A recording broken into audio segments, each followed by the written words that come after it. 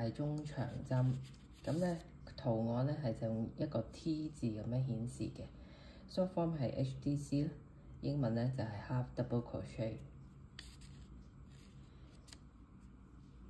咁咧佢唔同短針同埋引拔針咧，佢係要首先攞咗一針先，攞咗一針之後咧就一樣係返嗰個下邊個窿窿入去，再攞一針。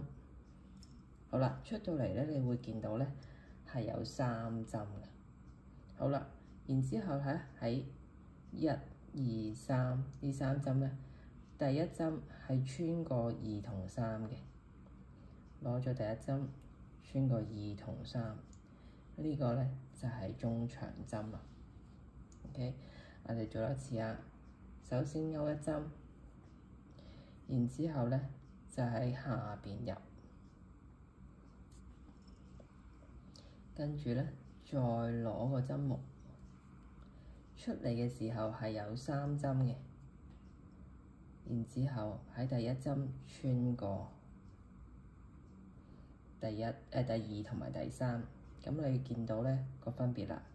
引拔針呢2針啦，跟住短針啦，跟住中長針，你會見到咧中長針係高過呢2針好多嘅。咁你會見到點解有唔同圖形、唔同圖案佢出嚟咧嘅顯示唔一樣，就係靠呢啲高高低低嘅針去即係做一個 combination。